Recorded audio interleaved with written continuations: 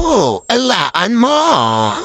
Blind Item News, legal na talaga ang relasyon ng kilalang love team.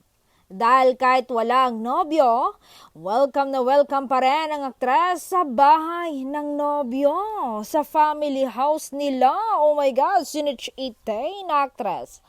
Birthday kasi ng aso ng aktor, kaya't dinalaw nito ni aktres.